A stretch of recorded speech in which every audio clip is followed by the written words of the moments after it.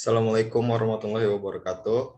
Saya Doni Putra Pratama, NPM 18042900018 dari kelas Agroteknologi 1 Stambul 2018. Di sini saya akan menerangkan PowerPoint dari tugas budidaya tanaman tembakau, kopi, dan teh, yaitu adalah tentang PPT budidaya tanaman tembakau atau memiliki bahasa Latin Nicotiana tabacumel.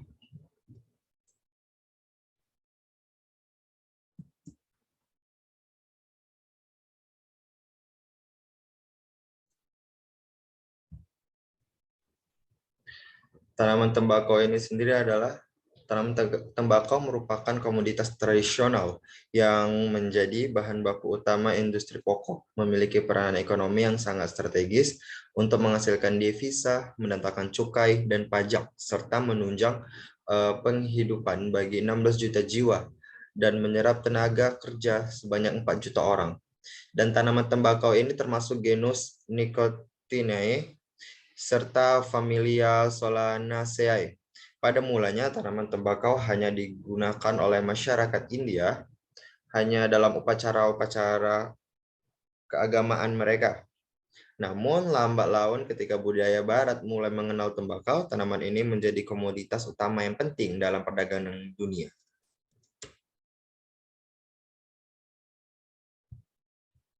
Syarat tumbuh. Syarat tumbuh dari tanaman tembakau ialah yang pertama, pada umumnya tidak menghendaki iklim yang kering ataupun iklim yang sangat basah. Angin kencang yang sering melanda lokasi tanaman tembakau dapat merusak tanamannya, mengakibatkan dapat roboh dan juga berpengaruh terhadapnya mengering dan mengerasnya tanah yang dapat menyebabkan berkurangnya kandungan oksigen di dalam tanah. Untuk tanaman tembakau dataran rendah, curah hujan yang dapat sebagai syarat tumbuhnya yaitu adalah 2000 mm per tahun. Sedangkan untuk tembakau dataran tinggi, curah hujan rata-rata 1500 sampai dengan 3500 mm per tahun. Penyinaran sinar matahari yang kurang dapat menyebabkan pertumbuhan tanaman kurang baik sehingga produktivitas rendah. Oleh karena itu, lokasi untuk tanaman tembakau sebaiknya dipilih di tempat terbuka dan waktu tanam disesuaikan dengan jenisnya.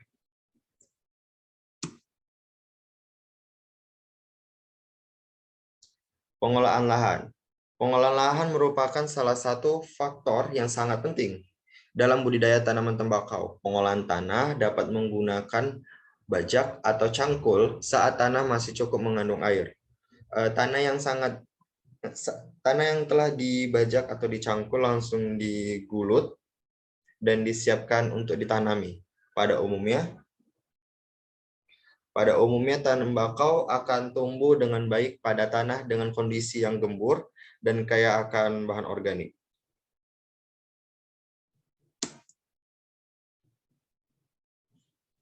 Selanjutnya pada pembibitan.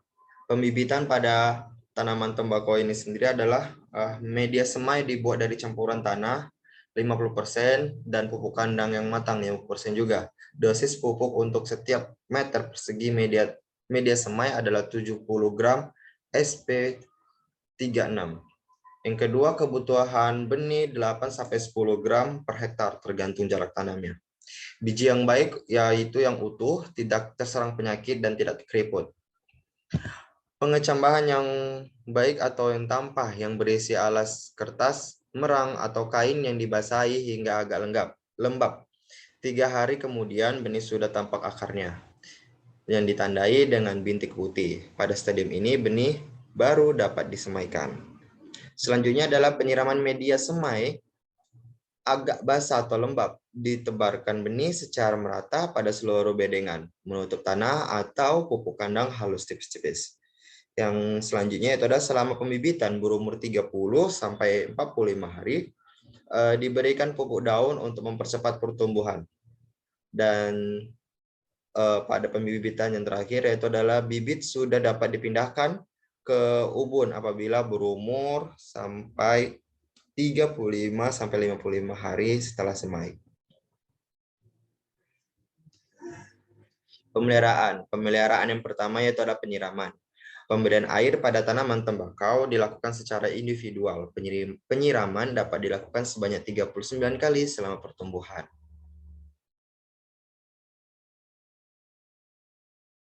Next, selanjutnya itu adalah pendagiran, pembubunan, dan penyiangan.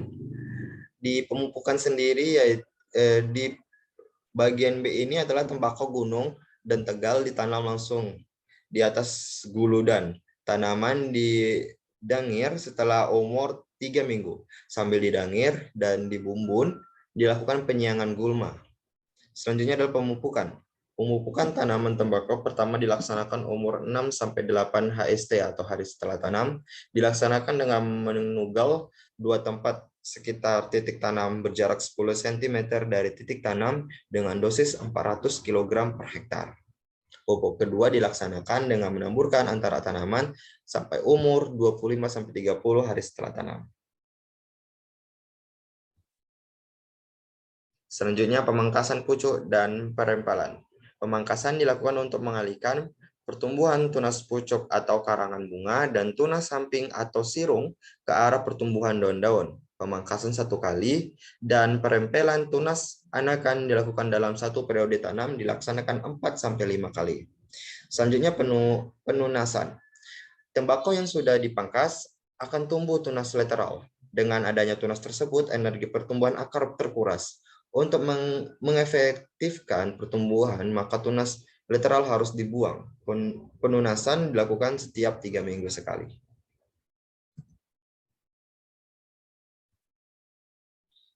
Pemangkasan pucuk dan rempelan. Pemangkasan dilakukan untuk mengalihkan pertumbuhan tunas pucuk atau karangan bunga dan tunas samping atau sirung ke arah pertumbuhan daun-daun. Pemangkasan 1 kali dan perempelan tunas anakan dilakukan dalam 1 periode. Selanjutnya penunasan. Tembakau yang sudah dipangkas, tunas lateral dengan adanya tunas tersebut, energi pertumbuhan akar akan terkuras. Selanjutnya pengendalian hama dan penyakit. Hama yang biasanya terdapat pada tanaman tembakau yang pertama adalah ulat geraya, ulat tanah, ulat penggerek pucuk, nematoda, dan kutu-kutuan. Pengendaliannya biasanya dilakukan pemangkasan, bakar sarang telur, penggenangan sesaat pada saat pagi dan sore hari, semprot dengan insektisida.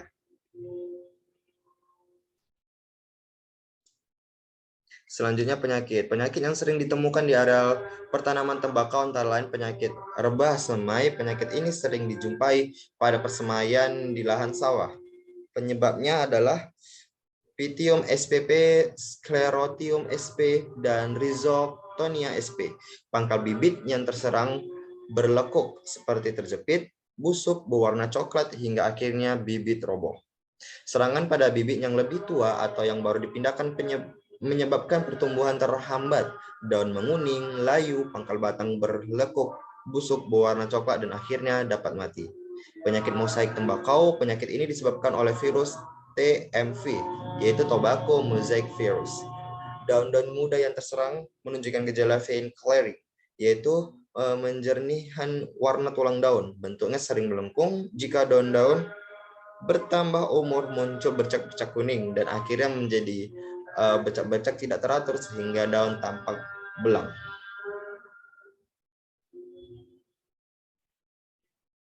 Selanjutnya kita ke pemanenan. Tembakau dipanen dalam waktu relatif singkat dibandingkan dengan tanaman perkebunan lainnya. Pemanenan tergantung warna daun, waktu pemanenan, dan teknik pemanenan. Secara umum, tembakau dipanen 1 kali untuk seluruh daun. Daun tembakau dipetik jika telah cukup masak. Ciri daun yang cukup masak ditandai dengan perubahan warna hijau kekuningan dan ujung daun melengkung dan sedikit mengering pada ujungnya. Jika daun kurang atau kelewat masak akan mempengaruhi mutu dari tembakau. Selanjutnya yaitu adalah pasca panen. Setelah dilakukannya sortasi awal berdasarkan kualitasnya, proses selanjutnya adalah pengeringan atau curing. Berdasarkan tujuan dan jenis pengeringannya, ada 4 cara pengeringannya, yaitu air curing, sun curing, fluid curing, dan fire atau smoke curing. Tembakau yang dikeringkan dengan cara air curing umumnya jenis tembakau cerutu yang dikerjakan oleh rakyat. Pengeringan dengan cara sun curing biasanya dilakukan pada tembakau jenis Turki atau tembakau pipa Lumajang. Sistem pengeringan fluid curing biasanya digunakan pada tembakau Virginia, dan cara pengeringan dengan cara fire atau smoke curing biasanya dilakukan apabila kondisi cuaca tidak mendukung untuk melakukannya pengeringan dengan cara sun curing.